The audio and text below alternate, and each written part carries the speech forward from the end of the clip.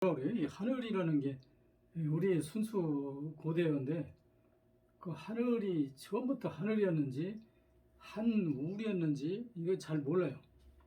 근데 이것을 이제 영어로 대입하면 어느 정도 할 수 있는데 이게 뭐냐면 하이가 하늘을 상징하잖아요. 하이 높다. 하이. 이게 하이에 그 울자가 왜 붙었냐 하는 게 이제 문제인데 그 울자가 처음부터 붙지 않았을 거예요. 그냥 하이였을 거예요. 근데 이 하이를 사람들이 이제 쓰다 보니까 하이, 훌, 하이가 높고 넓다니까요. 훌, 그 높은 전체를 다 하이, 훌. 이 하이, 훌이 이제 하늘로 변형됐을 거고 영어로는 그 하이, 훌 하면 영어는 그냥 이제 하이, 훌로 하늘, 높은 하늘을 떠는 뜻이 통하는데 그 영어는 사실은 하이, 훌을 안 써요. 하늘을 뭐라고 쓰냐면 스카이라고 쓰거든요. 근데 영어가 제가 이제 말씀드렸잖아요. 당시에 그 선진국이라는 문화 선진국이라는 여러 나라의 말을 주워 모아간 게 영어라고 그랬잖아요. 그러니까 우리나라도 그 당시에 그 깊은 역사를 가지고 있기 때문에 고대 문화국이라는 말이에요. 그러니까 우리 말을 많이 가져갔는데 그래서 미국 영어에서 왜 하늘을 스카이라고 하냐면 그 대형 사전에 찾아보면요. 스카이는 영국의 어떤 섬인데 그 섬이 날개처럼 생겼다고 그래요. 그 날개처럼 생겼으니까 날개는 하늘을 난다. 그래가지고 저건 이제 하늘의 상징이다. 그래가지고 그 섬 이름이 스카이인데 그 스카이를 그냥 하늘 나는 섬, 스카이라고 그냥 영어로 이제 고착화된 거죠. 말하자면. 그럼에도 불구하고 이제 영어에서도 하늘을 하이업이라고도 하고 하이소라라고도 하고 뭐 하이라는 말을 많이 쓰죠. 그래서 이제 우리말이 이제 본래 영어에서 번역은 해가지 않았지만 우리의 그 하이라는 것은 영어하고 이제 맥이 통한다. 하이가 높은 거다. 하이 뭐 산 높은 거 무지개 높아.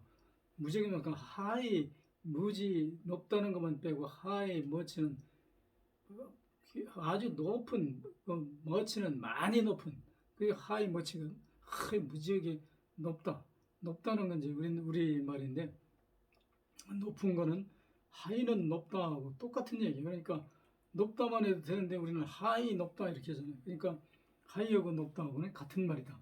우리가 이제 다른 민족이기 때문에 이렇게 외우다 보니까 그렇게 나왔는데 그래서 우리가 이제 그 변형된 것은 한울이라고 이제 하늘이라고도 하고 한울이라고도 하고 뭐 이러는데 그게 왜냐면 하이 하이 높고 넓다 이런 뜻이고 하누리는 그 예를 들어서 이렇게 누리 무슨 뭐 담장 같은 이렇게 쳐졌다 이런 누리나 그 무슨 이렇게 넓다나 거의 비슷한 말이에요. 그러니까 결국은 한울 하이 뭐 다 하지만 결국은 우리말은 하이로서 우리만이 지켜오는 그 하이 본래 우리가 영어의 종주국이다 하는 그 뜻에서 하이가 이제 우리말이다. 그렇게 이제 말씀드릴 수가 있고 또 이제 뭐가 있냐면 우리가 이제 그 길을 도로라고 그러잖아요. 도로는 언제 길입니까? 우리가 1700년 전에 한문이 들어왔다고 그랬잖아요. 한문이 들어왔을 때 도로를 번역한 거죠. 길도자하고 길로자하고 그러니까 길이라 뜻이에요. 그 뜻이에요. 우리 길이. 근데 우리 길이 왜 영어는 우리 길을 번역해 가지 않았느냐? 그것도 이유가 있어요. 왜냐하면 영어가 그 이태리 로마자에서 비롯된 거잖아요. 그러니까 그 로마의 문화를 받아들이면서 길이 뭐를 상징했냐면 당시에 로마에 제일 큰 길이 있어요. 우리로 말하면 세종로가 우리 그 종로 뭐 이게 제일 큰 길이잖아요. 그런 식으로 고대 로마의 제일 큰 길이 웨이요. 그러니까 영어가 이제 이태리 그 웨이면 됐어 하고 이제 번역해 갔는데 근데 이제 큰 길은 그렇게 번역해 갔는데 그러면 다시 얘기하면 이제 제일 큰 길이 웨이니까 말하자면 작은 길은 뭐 예를 들어서 적다가 영어가 뭐예요? 그러니까 나로웨이 무슨 스몰 웨이 뭐 이런 말이 가야 되잖아요. 근데 걔들이 분명히 뭐를 쓰고 있냐면 그 미국의 대도시에는 스트릿이라는 거 써요. 스트릿이 이제 무슨 뜻이냐면 우리나라의 본래 옛날 말은 도로니 이런 말은 이제 근대에 와서 이게 도로 개념이 생기고 큰 길이 생긴 거고 본래 우리 조상들은 새틀길이에요. 새틀. 저 새틀 건너 뭐 어디 가라 그래가지고 그 새틀이라는 말이 사이들역이라는 말도 있는데 사이틀길이요. 사이틀길로 이렇게 가는 거예요. 들역이면 무슨 논뚝길로 이렇게 해서 옆집에 가잖아요. 이렇게 새틀길이거든. 그래서 새틀이 영어로 가가지고 이제 스트릿으로 번역된 거예요. 그래서 미국의 그 조그만 도로는 전부 스트릿이에요. 스트릿 어디 스트릿. 그래서 이제 우리말이 새틀길이 영어로 가서 있다 이제 이런 말씀을 드릴 수가 있고 또 한 가지는 우리 고대 이제 사극을 보다 보면 여러분 그런 거 많이 보죠. 높은 사람들이 이렇게 지나갈 때 앞에 사람이 가면서 쉬 물러거라 쉬 물러거라 이렇게 얘기하는데 지금 같으면 뭐 시는 그 만국 공통의 경고음이니까 좋다 이거 시 비켜세요 시 비켜나세요 뭐 이렇게 얘기할 거예요. 근데 우리 사극에서는 그 시 물러거라 했다는 얘기는 옛날에 물러거라 했다는 얘기거든요. 그게 무슨 뜻이냐면 우리나라 말로 그게 잘 해석이 안 되는데 영어로 해석하면 아주 쉬워요. 시는 경고음이고 시 경고 무브 움직여라 리어 뒤로 리어가 뒤로거든. 무브 리어 고런 그러니까 시 무브 고런 시 물러가라 그 말이 그 영어거든. 근데 우리는 이제 모르고 그냥 쓰는 거지. 이거 우리 근데 영어도 뭐 그걸 갖다가 그런 말을 쓰진 않아. 시 리어 무브 고런 시 무브 리어 고런 뭐 이런 말 어디 쓰겠죠. 미국에서도 그런 말을 쓰는데 그건 뭐 경고음인지 그건 모르겠어요. 근데 쉿 이런 거는 이제 우리하고 같은 거고 그건 우리뿐 아니라 세계적인 공통적인 이제 그 말하자면 의성어죠. 그래서 시 무브리어 고런 뒤로 뛰어라 빨리 뛰어가라 뒤로 움직여서 빨리 뛰어가라. 그래서 이제 길 비켜라 하는 얘기가 이제 그 얘기고 그 밖에 제가 뭐 계속 얘기를 했기 때문에 뭐 여러분이 이제 제 이야기를 들으신 분들은 이제 대부분 아실 건데 그 바다가 그 얘기 제가 여러 번 했죠. 바다가 왜 우리는 바다인데 미국은 바다 보고 씨라고 그러냐. 그게 우리도 씨라고 해요. 씨라고 하는데 씨라고 딱 들어서서 안 하고 물이 많은 거 보고 뭐냐면 씨 푸르다고 그러거든. 씨는 푸르다 이거예요. 바다는 푸르다. 씨 푸르다. 그게 씨 푸르다고 그러는데 우리는 왜 바다라고 하냐. 우리는 조수 간만, 그러니까 소위 타이달이라고 그러죠. 조수 간만이 이제 타이달이라고 그러는데 그 타이달이 뭐냐면 달에 의해서 끌려다닌다. 그러니까 물이 그 달에 의해서 인류력에서 들어왔다 나갔다 하잖아요. 그게 이제 타이달인데 그 물이 우리는 이 조수 간만의 차가 굉장히 많아. 물이 한참 나갔다가 또 다시 들어오고 이래서 주로 바닥을 뒤져 먹고 사는 사람이 우리 동양 사람들이. 근데 미국은 그 대서양하고 접해 있기 때문에 그 타이달이 얼마 없어요. 그냥 조금 이렇게 물이 찼다 내렸다 하는 것 뿐이지 이렇게 그 간만 차이가 많은 데가 별로 없어. 그러니까 미국은 항상 물이 차 있으니까 푸른 우리 말은 이제 푸르다하고 시다하고 합쳐가지고 물인데 미국은 그냥 시가 바다거든. 근데 우리는 그 바닥에 갯바닥을 뒤져 먹고 사는 사람들이기 때문에 우리는 그 바다로 기억을 하는데 우리도 이제 시푸르다 해가지고 시로도 불렀다 이제 얘기를 드리는 동시에 미국도 그런 바다력이 없느냐. 걔들도 그 영어를 보면은 물이 이제 그 나간 바닥을 그 걔들도 바돔이라고 그래요. 걔들은 이제 바닥이라고 하는 바돔이라고 그러는데 바돔이라는 것을 영어로 찾아보면 어떤 거냐면 무슨 병의 밑바닥이 물이 하나도 없는 상태, 무슨 하여튼 그 바닷물이 빠져나간 상태 이런 걸 바돔이라고 그러거든. 우리도 그 말 많이 쓰잖아요. 저 바닥이라는 말을 뭘 쓰냐면 그 학교에서 아이들이 뭐 공부를 잘 못하면 쟤는 성적이 바닥이야 바닥. 그게 바닥이 아니라 바돔이거든. 본래 바돔인데 우리가 옛날에 바돔이라고 썼는지 아마 우리는 그냥 바닥이라고 썼을 거예요. 근데 영어 애들이 번역해 가면서 바닥을 갖다 바돔이라고 이제 잘못 번역한 거죠. 그래서 이제 우리가 그 바다도 역시 바다라고 이제 부른다. 그리고 이제 그 땅을 이렇게 측량할 때 뭐라고 하냐면 우리는 이제 측량이라는 것은 그 한문이 들어오면서 이제 그 뭐야 저 번역한 거야 우리말을. 근데 본래 우리말은 뭐냐면 미주어예요. 미루어인데 이제 영어는 미주어로 번역했거든. 그러니까 미루어서 짐작한다가 이게 측량이에요. 근데 땅을 사실은 재는데 자가지고 다녀서 정확히 재가지고 평수를 내지는 않잖아요. 그냥 대충 이렇게 보고 뭐 이렇게 대충 어떻게 해가지고 뭐 이렇게 줄여서 미루어서 짐작하는 게 측량이라는 거예요. 그래서 우리가 이제 뭐 영어에서는 뭐 이렇게 어림짐작하는 것 같다 미주어라고 그러거든. 그래서 미주어가 우리의 그 미루어하고 같은 말이다.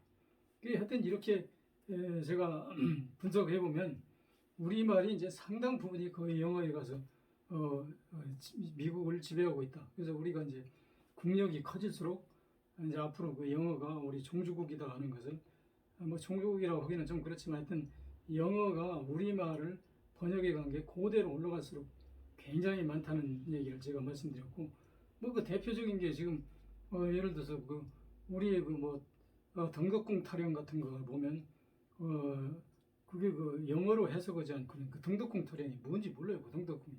이 등덕궁이 뭐냐면 썬더궁이거든. 썬더가 번개예요. 천둥 번개거든. 썬더가 천둥이란 말이에요. 그 썬더궁은 뭐냐면 그 썬더궁 타령할 때 막 이렇게 하면서 그 이제 결정적인 순간에 가서 북을 딱 치면서 썬더쿵 하고 이제 그 북하고 이 저 리듬을 맞춘단 말이에요. 이 썬더궁 타령이 결국은 그 썬더 천둥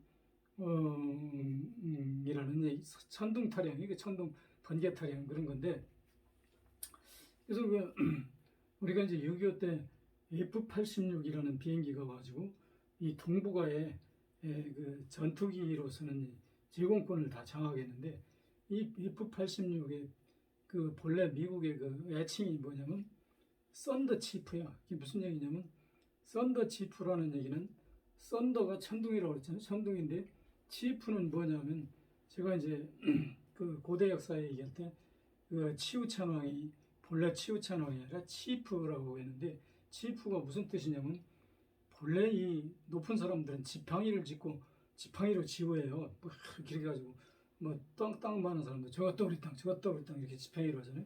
그 군대에서도 그 지휘봉 딱 잡고 1분대는 저쪽으로 2분대 이쪽으로 3분대 이쪽으로 뭐 이렇게 이제 그 중대장들이 지휘하는 거 여러분 많이 봤잖아요. 이게 이제 짚어주는 거예요. 그 짚어. 그 짚어가 그게 결국 이제 영어에 번역해서 우리는 이게 지팡이에요. 그러니까 다시 얘기하면 지팡이인데 영어로 번역해서 치프라고 해가지고 미국에서는 치프 하면 무조건 대장이다. 당연히 지휘자는 대장이지. 뭐냐면 뭐 아무나 지휘하지 않잖아요. 뭐 쫄병이 대장 보고 대장 너 이쪽으로 와. 대장 이쪽으로 와. 뭐 이렇게 지휘하는 거 봤어요? 전부 그 중대장이나 소대장이 이거 하는 거잖아요. 그래서 그 치프는 당연히 이제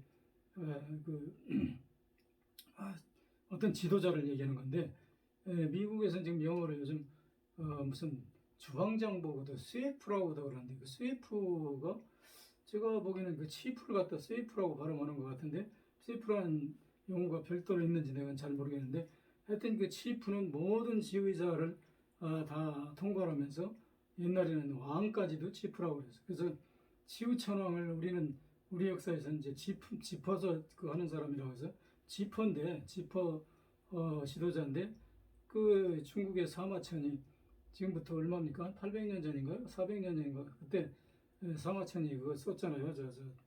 삼국사기를 썼잖아요. 삼국사기 쓰면서 치우천왕을 갖다 어리석을 진짜 벌레 우자 벌레 치자 어리석으로 짰었구나. 그래가지고 치우라고 어리석은 벌레라고 이렇게 번역을 했는데 그건 이제 우리 민족을 비하하기 위해서 이렇게 쓴 거지. 일국의 천황을 갖다가 어리석은 벌레라고 그렇게 불렀겠습니까? 그러니까 우리의 이제 고대에는 그 사람이 이제 뭐라고 번역을 했냐면 다스릴 치자 비유자 비를 다스리는 사람이다 이렇게 얘기했는데 비를 사람이 어떻게 다스려요? 그건 비를 다스리는 게 아니라 이 비속 그 부대를 다스리는 사람이다. 이거 짚어가지고 이렇게 지휘했던 사람이다 이 말이죠.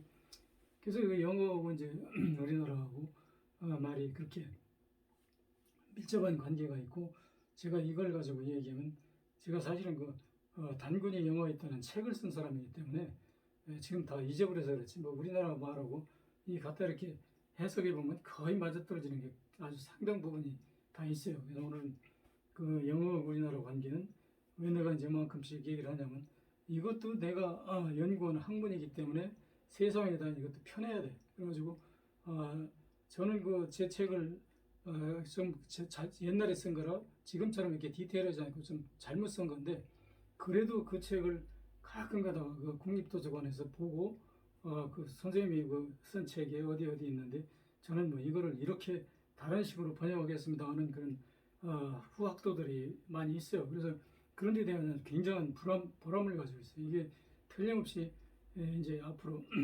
우리나라도 이런 학문이 이제 본격적으로 나오겠구나. 그래서 저는 제 2탄으로 다시 그 책을 또 쓰려고 그래요. 근데 지금 사실은 이게 나이는 먹고 이제 정신도 좀 흐려지고 그래서 죽기 전에 빨리 해야 되는데, 할 일은 태산같이 많은데 이게 지금 시간도 없고 건강이 이제 안 따라주니까 제가 이제 그런 걸 잘 못해요. 왜냐면 앉아서 컴퓨터 이거 뭐 한 2시간만, 1시간, 2시간만 하면 눈이 캄캄해서 못하겠어. 그래서 들어와서 좀 쉬다가 하다 그러니까 아주 진도가 안 나와요.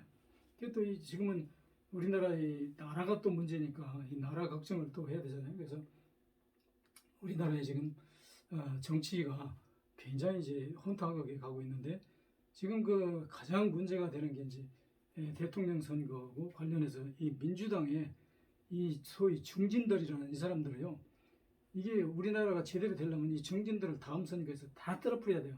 다 떨어뜨려야 되는데, 지금 그 밑에 있는 젊은 친구들이 좀 치고 나와야 되는데, 젊은 친구들이 지금 잘 안 치고 나오고, 치고 나올 수 있는 어떤 토양이 또 안 돼 있기도 하죠. 근데 왜 늙은 중진들을 다 떨어뜨려야 되냐면, 이 사람들이 지금 생각은 뭐냐면, 민주당 그 지도층이라는 있는 사람들, 대통령 후보까지 포함해서 이 사람들은 뭐냐면, 제가 이제 그런 얘기 여러 번 했는데, 거의 다 이 전라도에 뿌리를 두고 있는 사람들이란 말이에요. 근데 이 사람들은 전라도에 나오면 무조건 당선되는 사람들이에요. 무조건 당선되는 사람이니까, 지금 저 사람들은 뭐냐면 이 민주당으로서 소위 정의로운 정부를 세우는데 이거 관심 없어요. 이 사람들은 정의로운 나라를 세우면 이 사람들은 결국은 도태되는 사람들이에요. 왜냐하면 부패 지수가 상당히 높은 사람들이거든. 그러니까 이 사람들은 뭐냐면 자꾸 여러분 얘기잖아요. 이명박 박근혜 사면해야 된다. 또 우리 어떤 당 대표는 박정희의 옛날에 경제 개발을 존중한다. 이게 무슨 얘기냐면 이 사람 속이 다 들여다보이는 거예요. 지금 뭐냐면 이제 다음 정권은 이런 촛불 정부 이런 거 검찰 개혁 이런 거 하는 거 필요 없고, 나는 어떻게든지 여기서 살아남아가지고 이낙연이가 어떻게 해서 국무총리 됐습니까? 사선 의원인가 해가지고 그걸 대한 캐리어로서 국무총리로 발탁된 거잖아요. 그러니까 나의 경력을 많이 쌓으면 원로로 내가 할 수 있는 건 국회의장도 있고 헌분도 있지만 국회의장도 해야 되고 대통령 다음 후보도 나와야 되고 이런 어떤 망상에 젖어 있단 말이에요. 그래서 이 사람들은 그렇게 해서 자꾸 야당 소위 국힘당의 사람들하고 적을 안 두려고 그래요. 그러니까 얼마나 나도 박정희 좋아해. 박정희가 우리나라 경제 개발했어. 그리고 적폐라고 그래가지고 탄핵시킨 박근혜, 이명박 이 사람들, 그 사람들 잘못 별로 없잖아. 사면시켜. 이래가지고 이 사람들한테 러브콜을 보내는 거예요. 내가 다음에 나오면 찍어줘.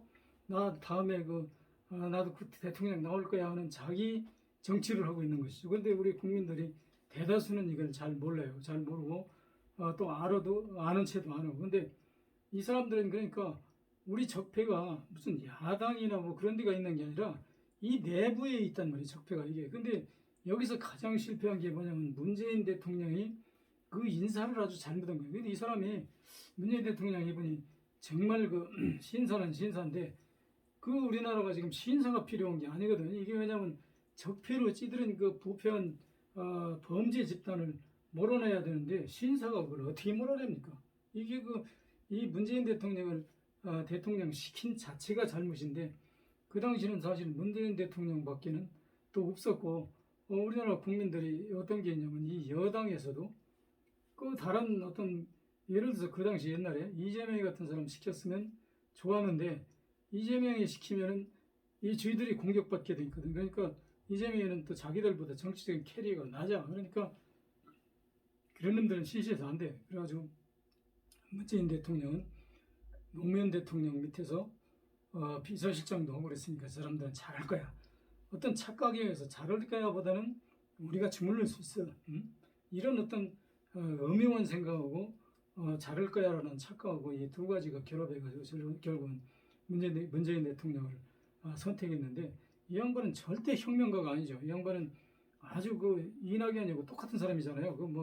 이 양반은 무슨 그 이낙연보다 조금 낫지. 그래도 이 사람은 경희대학교 다니면서 데모도 조금 했잖아. 조금 했는데 이낙연 같은 사람은 데모라는 건 1번 일자를 한 번 한 사실도 없고 다 이렇게 눈치 봐가지고 어디가 붙을까 해가지고 붙다가 결국은 그 김대중 대통령이 처음에 오라고 할 땐 안 된다고 안 오고 일본 뭐 동경 특파원인가 어디로 갔다가 나중에 김대중 대통령이 정권 잡고 나니까 그때 이제 오라고 그러니까 그때는 그럼 갈게요. 그 이제 온 사람이란 말이야. 와가지고 김대중 대통령 그 밑에서 이제 다 그 어떤 말하자면 그 꿀단지만 끌어안고 있던 사람인데 지금 와가지고 그러니까 이제 뭐냐면 나는 김대중 대통령을 존경하고 뭐 노무현 대통령을 존경하고 문재인도 존경해. 그러니까 이 사람은 내가 어떻게 해야 할 거야, 내가 앞으로 어떻게 할 거야 이런 얘기는 없고 난 그 문재인 대통령도 인정했고 김대중 대통령도 나 있고 노무현도 내가 좋아했으니까 그 양반도 인정했을 거야. 그러니까 나는 그렇게 좋은 사람이야.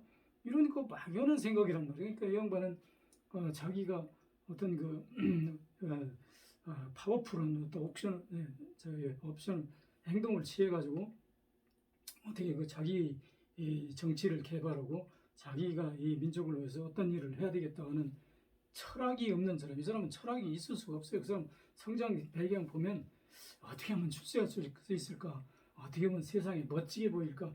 이것만 연구했다고 자기 스스로 인정하는 사람이에요. 나는 그 멋지지 않은 게 아주 싫다고. 그러니까 이 사람은 대통령 돼가지고 한번 멋지게 뽐내보고 싶은 그 사람도 뭐라고 그래요? 지금 요즘 품격을 지켜야 된다고. 품격을 지키는 게 어떤 거예요? 그런 건 품격은 꽤 있는 사람이죠. 그러니까 자기 그런 품격이나 지키고 있지 정치 이런 거 국민이 잘 살든 못 살든 그런 건 나 상관없어.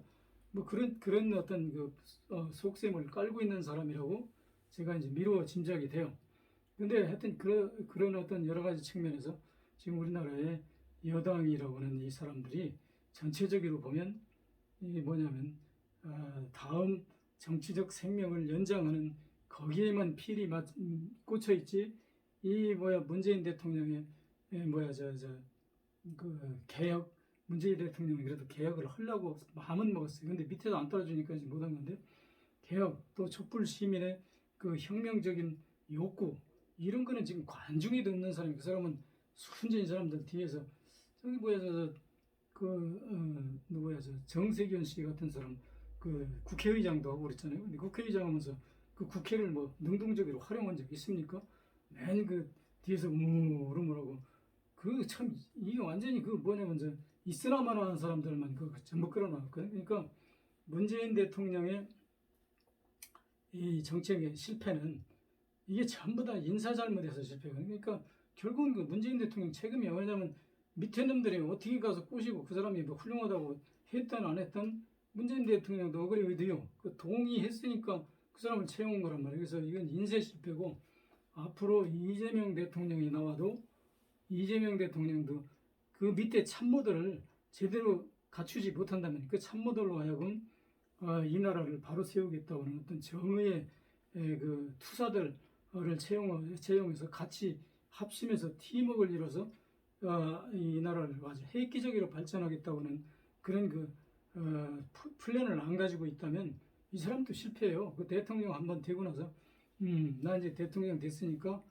어떤 놈이 나면 뭐라 할 거예요. 그냥 잘 이렇게 관리하고 있다가 나중에 끝나면 전임 대통령으로 내 지위가 격상되고 경호원까지 주고 내 노후가 보장되잖아. 그러면 너 그냥 적당히 할 거야. 뭐 이런 식으로 나간다고 그러면 이것도 이재명이 아니라 삼재명이 와도 실패해요. 근데 다행스러운 것은 이재명 씨는 그런 어떤 권력을 향해서 이 사람이 투쟁한 게 아니라 이 세상을 바로 세우겠다고는 그 집념이 지금까지 성남시장에서부터 경기도지사 이르기까지 그 집념이 그 사람 경력으로 다 고스란히 나타났단 말이에요. 그래서 앞으로 대통령이 돼도 저 양반이 하고 싶은 그 일이 엄청나게 많을 것이다. 그래서 저 양반을 제대로 뒷받침해주면 우리나라가 정말 달라질 것이다 하는 그 믿음이 있죠.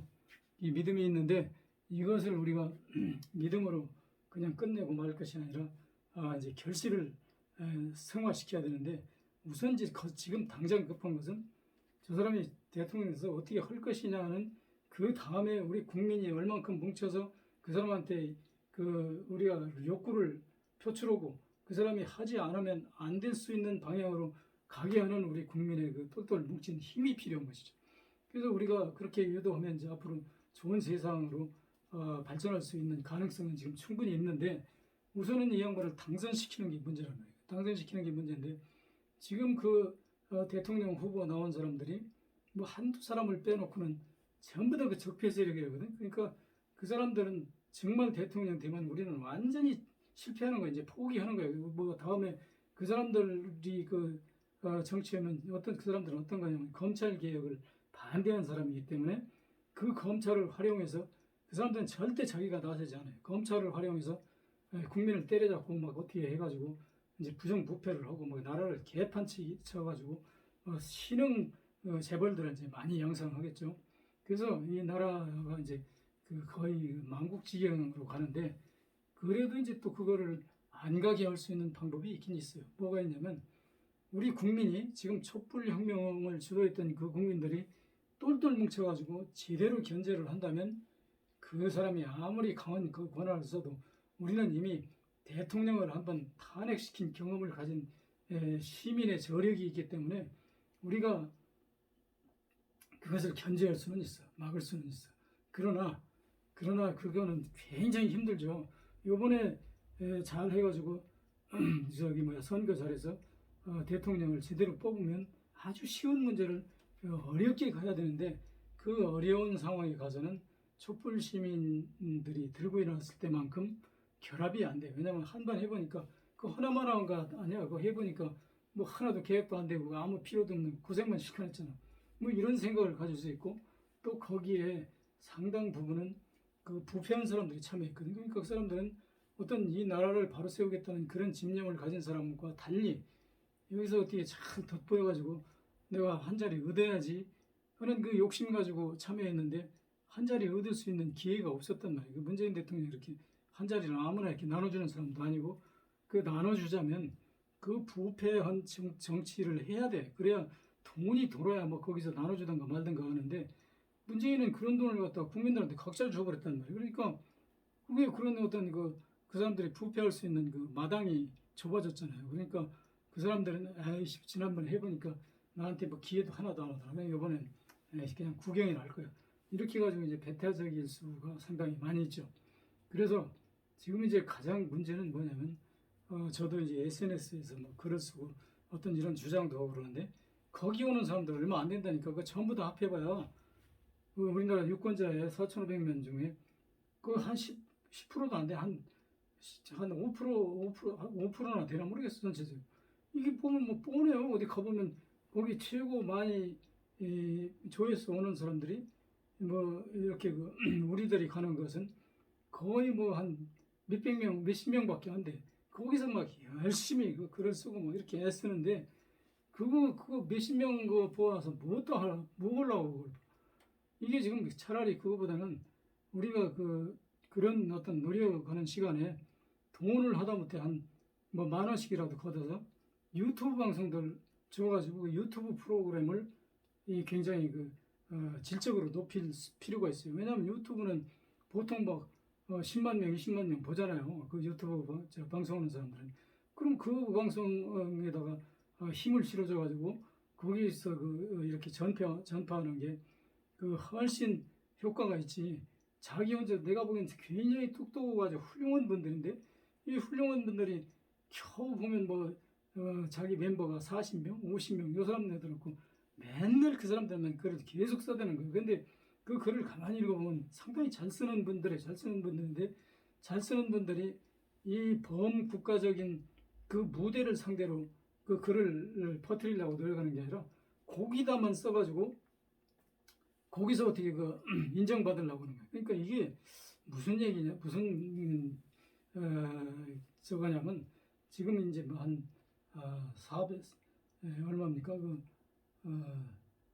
지금 한 500년 전, 500년 전 그때쯤 그 뭐야 저 당나라에게 시인 제가 엊그제 얘기했죠. 200이라는 사람이 있고 두보라는 사람이 있죠. 근데 그때 당나라가 우리 조선하고 거의 비슷한 정치 현황이 있었는데 그때 그 시하고 글 잘 쓰는 사람들이 거의 다 시인이었잖아요. 그 시인 이 사람들이 모여가지고 그 정계에 나갈 수 있는 자리가 그때는 별로 없잖아. 뭐 있어? 지금처럼 국회의원이 있어? 뭐가 있어?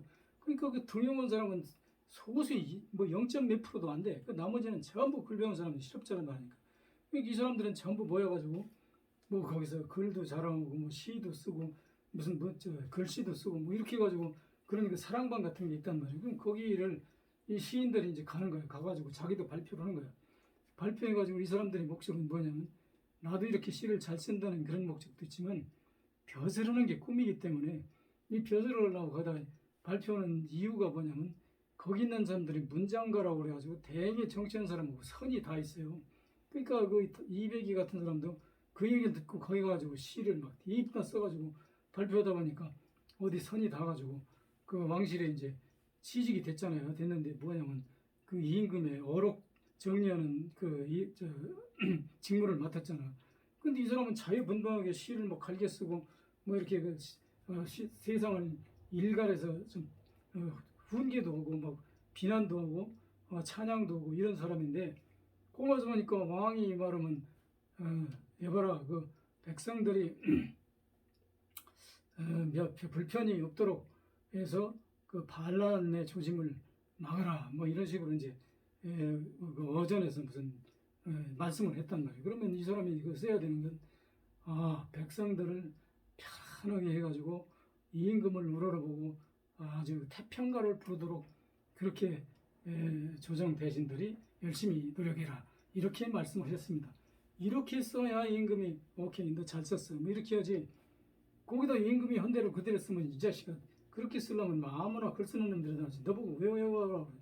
그러니까 이 사람이 자기 사상하고 전혀 안 맞단 말이에요. 이게 전부 가서 헛소리나 쓰고 무슨 거짓말이나 지금 우리나라 이순신 같이 형편없는 사람 저 사람을 무슨 그 뭐 아주 만고의 영웅이고 그 뭐야 저 울들목을 막아서 뭐 조선을 구했다는 이런 식으로 이제 써야 박정희가 좋아한단 말이에요. 왜 그러냐면 그 울들목을 막고 저 이순신은 그 일로 6개월 동안 도망다녀서 숨어 지내가지고 일본 놈들이 이 저 울들목은 고사하고 이 군산 앞바다까지 왔다 갔다 하고 막 이 죄권을 일본 놈들이 다 독차지했는데 그 이순신 장군 책을 봐봐요. 그 새끼들이 뭐라고 썼냐면 이순신 장군이 명령을 막아가지고 그날부터 제해권을 완전히 지켜서 일본 놈들이 그 이쪽으로 넘어질 못해가지고 그 일본 놈들이 결국은 망해서 그 일본으로 돌아갔다 이렇게 쓰는데 그건 100% 불화란 말이에요. 근데 그거를 여러분이 그 소설을 역사라고 믿고 지금까지 헛소리하고 다니는 사람이 우리나라에서 90%가 넘는다니까.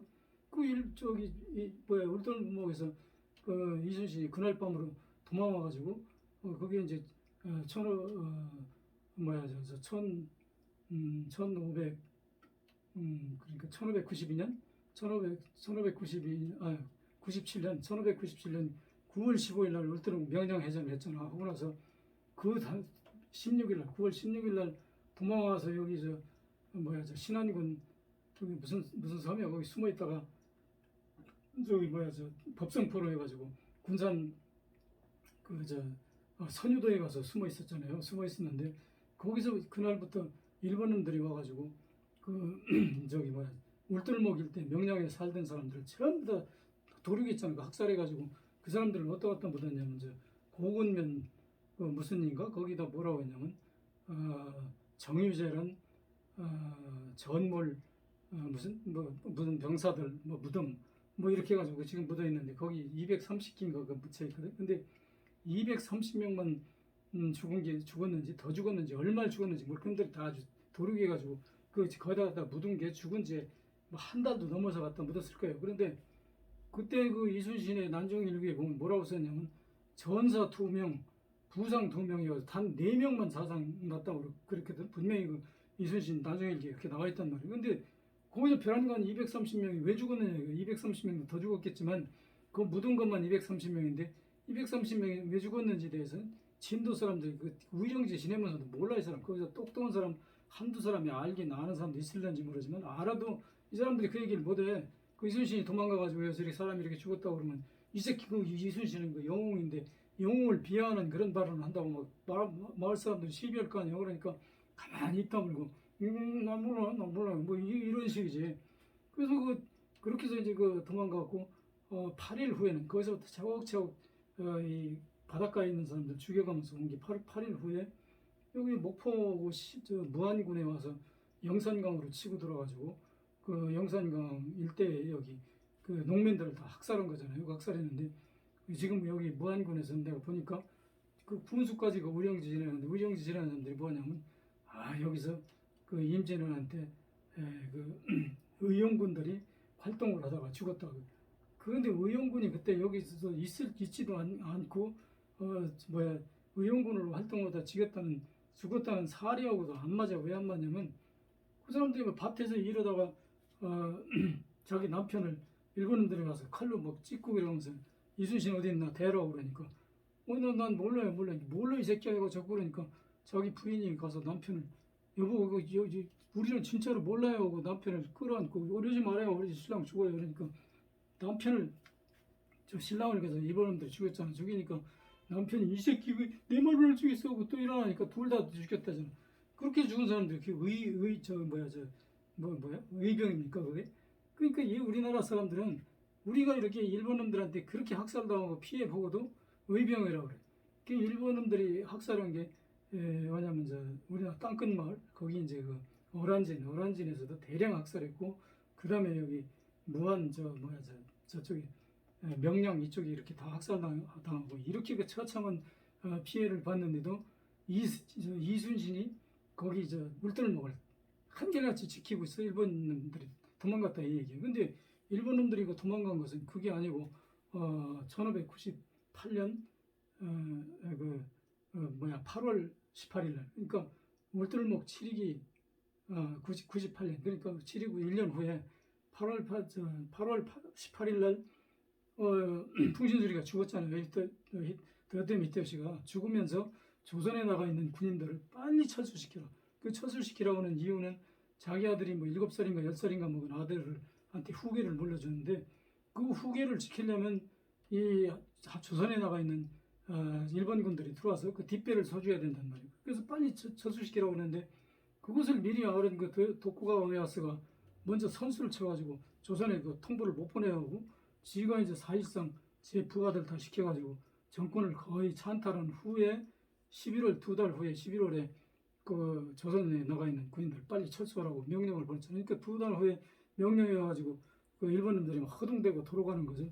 그 이순신은 가만히 생각하니까 지가 그동안에 도망만 다녔으니까 이게 도망다닌 게 나중에 탄로나면 지가 어차피 그 역적으로 몰려서 죽잖아. 지금 하여튼 한 행위가 내가 일일이 다 말은 못하지만 아주 그 이순신 정말 천하의 그 지저분한 졸장이기 때문에 그러니까 지가 이제 죽게 생겼으니까 노량 앞바다에 가서 도망가는 놈한테 헛발질하고 싸우다가 결국은 이제 그 일본 배를 500척인가 얼마를 부셔서 거의 전멸하다시피 했다고 그러는데 그건 순 거짓말이에요. 왜 그러냐면 걔들이 여기서 다시 철수하자면 배가 거의 한 1000척 이상 돼야 돼요. 그건 1000척 이상 돼야 되는데 물론 일본에서 오기도 했겠지만 그 사람들 무사히 다 돌아갔어요. 그 조선에서 납치 군인들까지 납치한 민간인까지 데리고 왔지.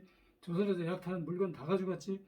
이순신이 다 지켜서 일본인들이 다 죽었어야 맞잖아. 근데 전부 고산에 들어갔단 말이에요. 그러니까 그 노량해전에서 500척을 부셨다고 하는 것도 사실은 믿을 수 없는 거예요. 500척을 다 부셨다고 하더라도 걔들이 500척 부셨으면 그 나머지가 천척은 대학으로 싣고 간다니까. 그러니까 그 절대적인 타격을 받지 않은 거고, 일본의 여러 자료에 의해서도 그 명령해전은 아주 그냥 조금 손해만 봤을 뿐이지 결정적인 건 아니다 그런데, 우리나라 소설가님들이 얼마나 거짓말을 했냐면, 그 명령해전을 이순신이 치르고 나서 거기를 막아가지고 일본 놈들한테 보급을 못해서 천안 쪽에 와 있던 군사들이 다 하루아침에 도망갔다.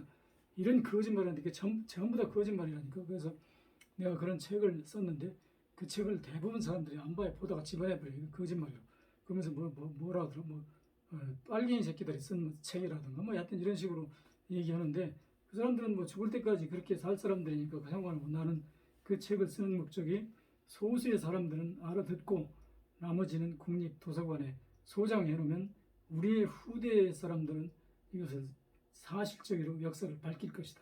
그렇게 이제 확신을 하고 있죠. 그래서 이번에도 우리나라 무슨 올림픽, 도쿄올림픽 가는 사람들이 이순신 장군의 그 얘기를 빌어서 우리는 아직도 5천만 명이 있기 때문에 우리가 응원하기 때문에 우리가 이길 것이다. 이렇게 썼다고 그러는데, 그 사람들도 분명히 그 이순신을 영웅으로 생각하는 사람들일 거예요. 근데 그런 사람들 보면 내가 좀 안타까운 게, 좀 공부 좀 했으면. 왜냐면 지금 이순신이라고 나와 돌아다니는 교과서까지도 전부 다 거짓말이란 말이에요. 거짓말을 여러 번 배우고 그 사람 영웅이라고 지금 믿고 있는 거예요. 그래서 이런 국민의 썩어빠진 이 정신세계를 바꾸는 의미에서도 정권이 바뀌어야 되고, 내 생각에는 아마 이재명 후보도 이순신이 그런 가짜 영웅인지 이거는 모를 수도 있어. 알는지도 모르는데, 지금 안다 하더라도 그 사람은 이런 말을 입 밖에 꺼낼 수가 없어요. 꺼냈다가 표 떨어지니까. 근데 아마 모를 거야. 모르는 게, 그 사람은 다른 쪽에만 공부했지 그런 거 역사를 살펴본 사람이 아니거든요. 나 같은 사람은 이 역사에서부터 무슨 언어 구조에까지 이 폭넓게 세상을 보려고 노력하는 사람이기 때문에, 내가 이거 가짜인데 해가지고 추적해서 조사해 보니까 이게 전부 다 가짜야. 가짜를 갖다 지금 진짜처럼 해가지고 가르치니까 여러분들이 그걸 안 배울 수가 없고, 또 여러분이 윤석열이도 검사 시험 봤지만 모든 시험에서 기본적으로 이순신은 충신이 아니냐 이게 나와. 그래서 이순신이 충신이 아니라고 쓰면 100% 떨어져. 그러니까 자기가 이기기 위해서도 이순신을 충신이라고 써야 되고 머릿속에 충신이라고 담아야 돼. 이건 구조적인 어떤 국가적 사기란 말이야. 국가적 사기에 지금 여러분이 속고 있는 거지. 그런데 이런 것을 내가 이렇게 주장하면 어떤 놈이 좀 고발 좀 해줬으면 좋겠어. 왜냐면 내가 법정에 가서 좀 다투게. 근데 고발도 안 해요. 왜냐면 고발할 정도 되는 사람들은 어느 정도 똑똑한 사람들이, 그러니까 고발해봐야 이건 안 되는 거구나. 오히려 망신당했구나 하니까 이제 안 하겠지. 그래서 이 역사의 진실이라는 것은 제가 이제 살아있는 한은 계속 밝혀야 되고, 저는 부지런히 글을 쓰고 있어요. 글을 써서 이것을 국립 도서관에 저장해 놓으면, 이게 이제 제가 죽고 난 10년 후, 100년 후에라도 이 역사의 진실이 밝혀질 것이다 하는 희망을 가지고 있죠. 여러분, 하여튼 오늘 제가 한참 떠들었는데, 우리 핵심은 제가 말이 왔다 갔다 했지만, 우리는 하나의 정의, 이 오름 정의를 세우는 그런 목표를 가지고 계속 민주주의를 확립시키는 정치를 이어나가야 되겠다 하는 그런 각오와 신념을 다지어 주십사 하는 간절한 소망을 담아서 오늘 이야기는 여기서 끝내겠습니다. 감사합니다.